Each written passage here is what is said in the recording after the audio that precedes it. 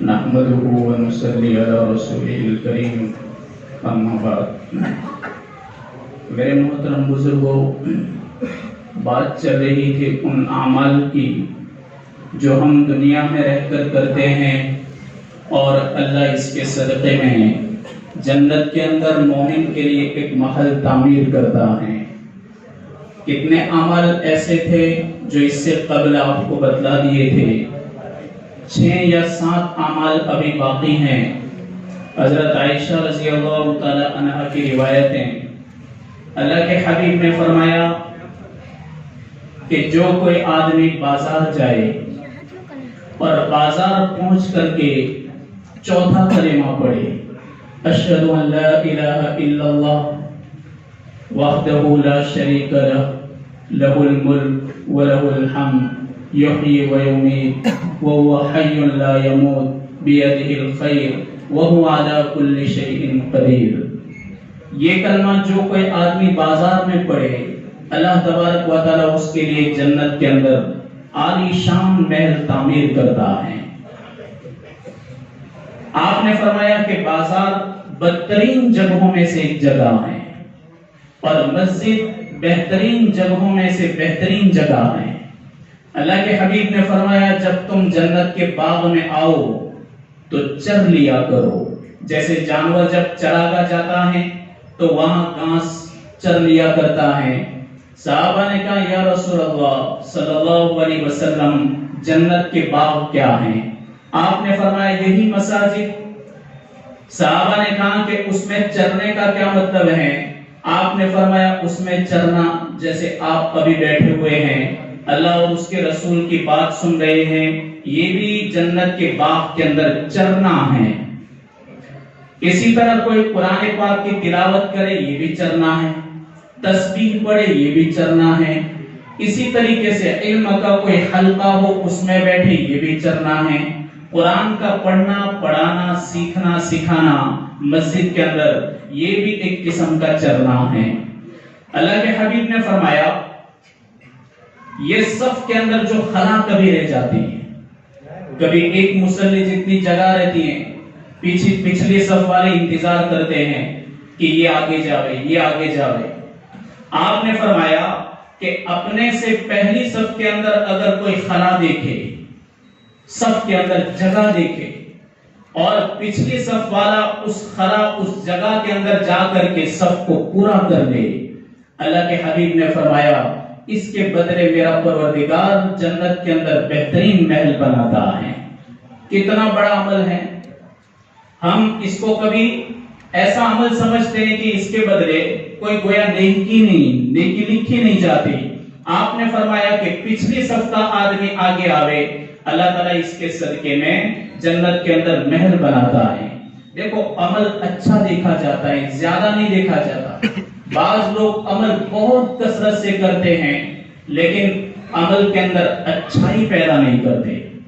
ایک مرتبہ مولانا الیاس کندھروی رحمت اللہ علیہ، کتنا بڑا آدمی ہے، اللہ تعالیٰ نے ان سے کام لیا، دعوت و تبلیغ کا، اللہ کا پیغام جس آدمی کے ذریعے اللہ نے دنیا کے اندر ایسے ملکوں تک پہنچایا کہ جہاں 6 مہینے کا دن اور 6 مہینوں کی رات ہوتی ہے۔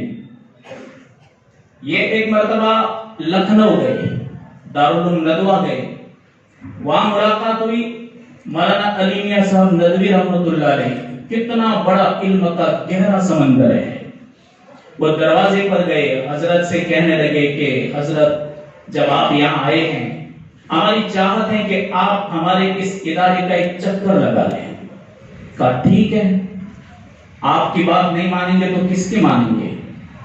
تو مولانا الیاس رحمت اللہ علیہ مدرسے کے اندر آئے، آپ نے پورے مدرسے کا چکر لگایا، پھر کہنے لگے اگر تم کہو تو چھت پر بھی جاؤ۔ تو کہا بہت اچھا، آپ چھت پر جاؤ۔ تو مولانا الیاس رحمت اللہ علیہ چھت پر گئے، چھت کا چکر لگایا۔ آپ نے چھت پہنچ کر کے مولانا علی میاں صاحب ندوی رحمت اللہ علیہ سے فرمایا کہ دیکھو اللہ کی مدد تحسین کے ساتھ ہے، تقصیر کے ساتھ نہیں۔ تحسین یعنی ہر عمل کے اندر उम्दगी पैदा करना, हर अमल को अच्छा बनाना।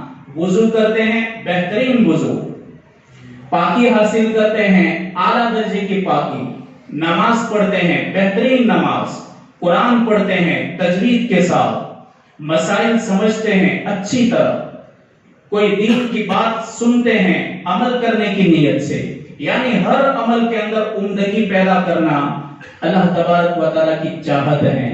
इन्होंने एक आयत कुरान की पढ़ी, इन्ना रहमतल्लाहि करीबुम मिनल मुहसिनीन, अल्लाह ताला की रहमत और उसकी मदद मुहसिनीन के साथ है। मुकस्सिरीन अल्लाह ने नहीं फरमाया, नहीं बहुत अमल करने वाले, अच्छा अमल करने वाले। खुद कुरान में अल्लाह फरमाता है कि लिनबलुवहुम अय्युहुम अहसनु अमला, हमें देखना है कि तुम में से कौन बेहतर अमल करता है। तो हम जब भी मस्जिद के अंदर आए तो आने से पहले जाने की फिक्र न करें। कुछ लोग मुख्तसर वक्त के अंदर सुन्नत मुअक्कदा इतनी जल्दी पढ़ लेते हैं, इतनी जल्दी पढ़ लेते हैं, अच्छी तरह रुकू और सजदे भी अदा नहीं कर पा रहे। वुजू करने बैठते हैं तो वुजू के दरमियान में बातें भी होती रहती हैं, और कुछ तो इस तरह वुजू करते हैं कि पानी को इतना जोर से मारते हैं चेहरे पर कि दाएं और बाएं दोनों तरफ के लोगों को छींटे उड़ते हैं। ये आदाब हैं, आदाब सीखने हैं, और इनको सीखना है और सीख करके अपनी जिंदगी के अंदर लाना है। फिर अल्लाह के हबीब ने फरमाया कि जो कोई आदमी 4 अमल करेगा, अल्लाह तबारक व तआला उसके लिए जन्नत के अंदर एक ऐसा महल बनाएगा जिसके 70,000 दरवाजे हैं।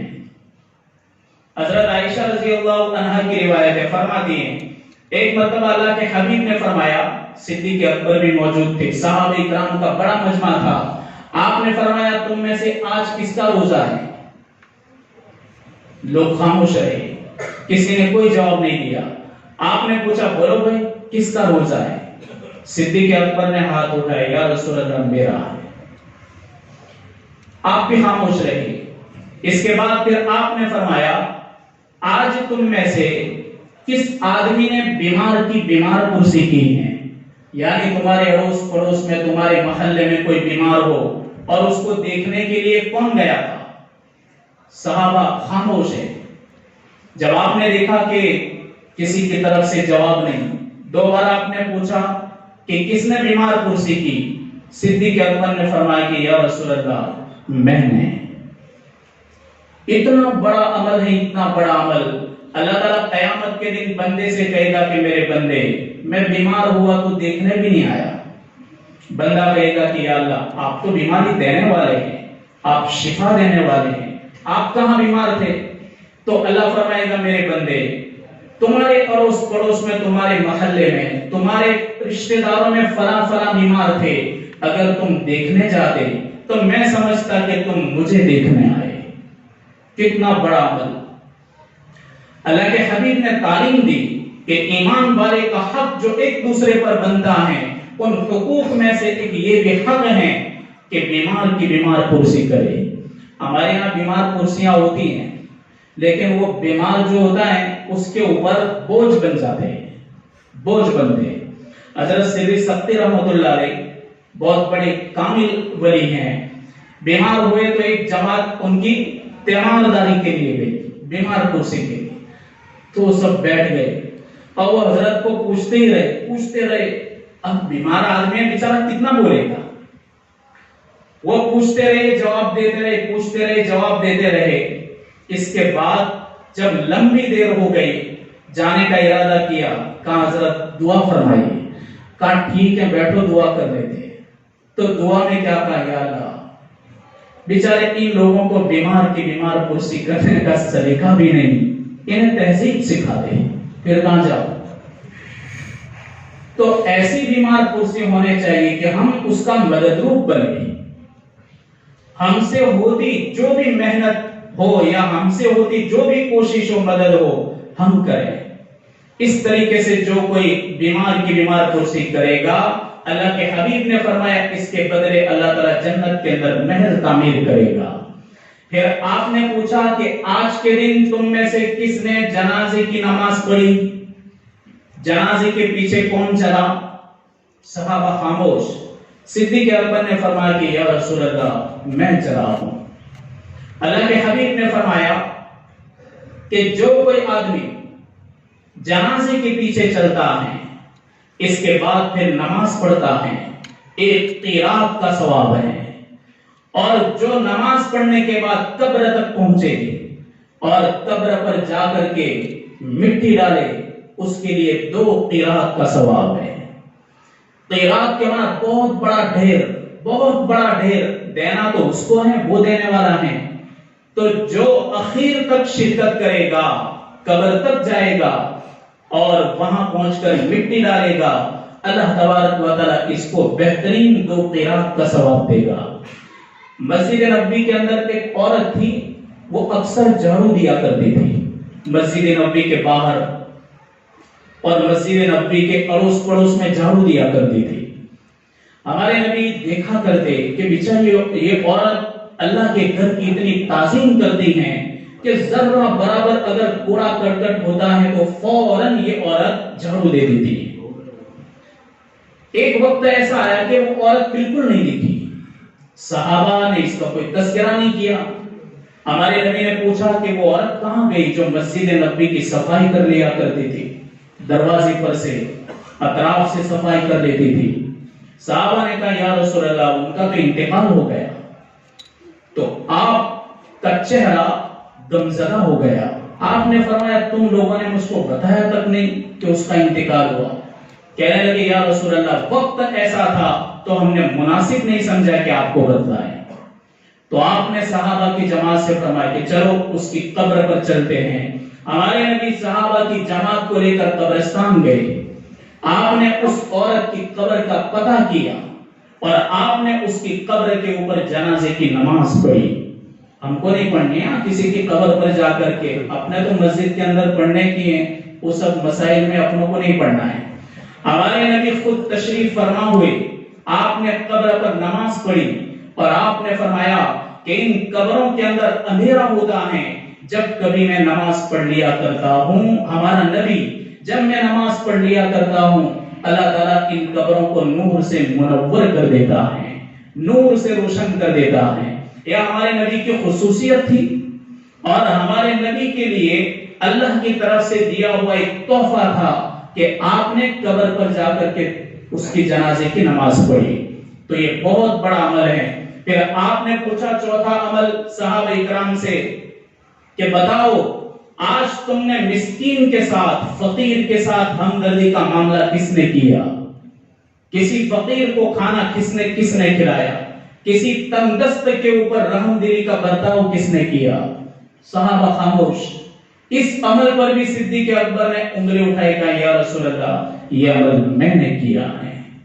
صدیق اکبر امتوں میں، تمام امتوں میں انبیاء کو چھوڑ کر کے، انبیاء علیہ السلام کو چھوڑ کر کے تمام نبیوں کی امتوں میں سب سے پہلا اگر کوئی آدمی ہے تو وہ صدیق اکبر ہیں۔ ہمارے نبی فرمایا کرتے کہ میں نے سب کے احسان کا بدلہ چکا دیا، صدیق اکبر کے احسان کا بدلہ میں نہیں چکا سکتا۔ صدیق اکبر کے احسان کا بدلہ اللہ تعالیٰ اپنے خزانے سے چکائے گا۔ یہ اللہ تبارک و تعالیٰ کے قبضہ قدرت کے اندر ہیں کہ صدیق اکبر کے احسان کا بدلہ چکائے۔ آپ نے فرمایا کہ جو کوئی تنگدست کے اوپر رحم دلی کا معاملہ کرے اور جو کوئی فقیر کو کھانا کھلا دے، اللہ تعالیٰ اس عمل کے صدقے میں اس کے لیے جنت کے اندر بہترین محل بناتا ہے۔ اللہ کے حبیب نے فرمایا کہ قیامت کے دن ایک تاجر کو لایا جائے گا، بیپاری کو۔ اللہ تعالیٰ فرشتوں سے کہیں گے کہ بھئی اس کا نام عمل چیک کرو، کوئی عمل ہے؟ تو فرشتے دیکھیں گے تو اس کے نام اعمال میں کوئی نماز نہیں، کوئی روزہ نہیں، کچھ بھی نہیں ہوگا، زیرو زیرو۔ تو فرشتے کہیں گے کہ یا اللہ اس کے نام اعمال میں تو کچھ بھی نہیں ہے۔ آپ نے فرمایا پھر بھی چیک کرو کہیں کوئی نیک عمل مل رہا ہے؟ تو فرشتے کہیں گے کہ ہاں یا اللہ اس کا عمل ہے۔ یہ بہت بڑا تاجر، رات دن تجارت، کتنے لوگ کیسے ہوتے ہیں، صبح اٹھتے ہیں رات کے 12 بجے تک دنیا دنیا، دھندا دھندا، کچھ پڑھی ہی نہیں، نمازیں نہیں پڑھتے، نمازوں کے جنازے نکل جاتے ہیں۔ یہاں تک کہ ان کو ان کے بال بچوں تک کی پڑی نہیں ہوتی، ان کا ایک ہی مذہب ہوتا ہے دھندا اور کاروبار۔ تو یہ ویسا تاجر ہوگا کہ جس کو فرشتے اللہ کے دربار میں حاضر کریں گے تو اللہ فرمائیں گے کہ کوئی نیکی ملی اس کی، فرشتے کہیں گے ہاں ایک نیکی ملی ہے۔ کون سی نیکی ملی؟ فرشتے کہیں گے ایک نیکی ہے کہ یہ جتنے بھی اپنے ورکر تھے، جو سامان بیچنے والے، جو اسٹاف تھا اس نے اپنے اسٹاف کو ایک بات کہہ رکھی تھی کہ دیکھو کسی بھی تندرست کو اگر تم کوئی سامان بیچو اسے کبھی مجبور نہ کرنا، اور کسی آدمی کو اگر ادھار بیچو تو پیسہ وصول کرنے میں سختی نہ کرنا، اور کسی غریب فقیر کو اگر تم کوئی چیز بیچو اور پھر وہ بعد میں اس کی قیمت ادا نہ کر پائے اور تمہیں لگے کہ یہ معاف کرنے کے قابل ہے تو اسے معاف کر دینا، اس کا یہ عمل ہے۔ اللہ نے فرمایا اچھا میری مخلوق کے ساتھ اس نے معافی کا برتاؤ کیا اور میری مخلوق کے ساتھ اس نے رحم دلی کا برتاؤ کیا، جاؤ مجھ سے بڑا آج کوئی معاف کرنے والا نہیں ہے، میں اس کے اس عمل کے بدلے آج خلائق کے سامنے اس کو پروانہ دیتا ہوں کہ میں نے تجھ کو جہنم سے آزاد کر دیا۔ مخلوق کے ساتھ رحم دلی۔ کتابوں کے اندر آتا ہے، بزرگان دین فرماتے ہیں کہ قدیم زمانے میں بڑے محدث تھے، 50 سال تک جنہوں نے حدیث پڑھائی، درس و تدریس کے اندر اعلیٰ اور تفسیر کے اندر بھی اعلیٰ۔ ایک مرتبہ ایسا ہوا کہ وہ کچھ علمی بات لکھ رہے تھے، ایک لکڑی کا ٹکڑا، اس زمانے میں قلم نہیں تھا، لکڑی کا ٹکڑا تھا، وہ روشنائی کے اندر ڈبو دے پھر اس کے بعد کاغذ پر لکھتے تھے۔ انہوں نے جس کو قطہ کہا جاتا ہے وہ قطہ انہوں نے ٹیبل پر رکھا، ایک مکھی آئی اور اس قطے کے اوپر بیٹھ گئی، اب وہ بیٹھی رہی شاید جس کو بولتے ہیں پین کے اندر بھرتے ہیں، جس کو روشنائی کہتے ہیں، وہ برابر چوستی رہی۔ بزرگ نے اس قطے کو ہٹایا نہیں کہ اللہ کی مخلوق پیاسی لگ رہی ہے، اس کو پینے دیا۔ جب وہ اڑ گئی اس کے بعد انہوں نے قلم کو لیا اور لکھنا شروع کیا۔ اللہ کے دربار میں حاضری ہوئی، ان کے شاگردوں میں سے ایک نے خواب دیکھا، کہا کہ استاذ محترم آپ کے ساتھ اللہ نے کیا سلوک کیا؟ انہوں نے کہا کہ دیکھو مجھے اللہ نے ایک بات کہی کہ میرے بندے آج میں نے تیری بخشش کر دی، پر تم مجھے پوچھ کیوں کی؟ اللہ ان کو کہہ رہے ہیں تم مجھے پوچھ کیوں کی؟ تو بزرگ نے کہا کہ یا اللہ آپ بتائیے کہ آپ نے کیوں کی؟ کہا تو سمجھتا ہوگا کہ تیرے درس و تدریس کی وجہ سے نہیں، تو نے اتنے لمبے عرصے تک حدیث کی خدمت کی اس پر بھی نہیں، تو نے قرآن کی خدمت کی اس میں بھی نہیں، اور تو لگاتار تہجد کے سجدے کرتا رہا اس پر بھی نہیں، صرف اس وجہ سے کہ تو نے میری انمول مخلوق پر مہربانی کا معاملہ کیا۔ آج اس کے صدقے میں تیرے ساتھ رحم دلی کا معاملہ کر رہا ہوں اور میں تیرے حق میں جنت کا فیصلہ کر رہا ہوں۔ تو میرے بھائیوں، اللہ تبارک و تعالی نے ہمارے اندر رحم کا جذبہ رکھا ہے۔ یہ 4 عمل ایسے ہیں، اللہ کے حبیب نے فرمایا کہ جو کوئی مومن بندہ ان اعمال کو کرے گا اللہ تبارک و تعالی اس کے لیے جنت الفردوس کے اندر اعلیٰ محل تعمیر کرے گا۔ یہاں پر محلات کا بیان پورا ہوا۔ اس کے بعد اگلا جو ہمارا مضمون آئے گا وہ حور کے بارے میں آئے گا کہ حور یہ لفظ کیا ہے اور حور کہتے کس کو ہیں، قرآن میں اس کا تذکرہ کس طرح ہے، اللہ نے حور کو کس طریقے سے بنایا اور اس کی خوبصورتی کیسی، اس کو پروان کس طرح چڑھایا، یہ مضمون انشاءاللہ آگے بیان کریں گے۔ ہمارے مقامی مدرسہ روضۃ القرآن سے چندے کے لیے پہنچے ہیں، جتنے بھی ہو سکے مدد کریں۔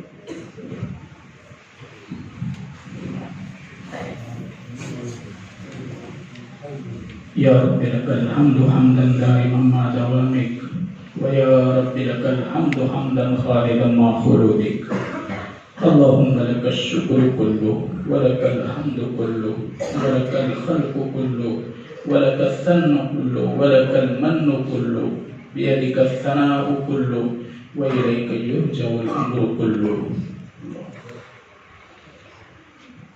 اللهم انصرنا ولا تنصر علينا اللهم انصرنا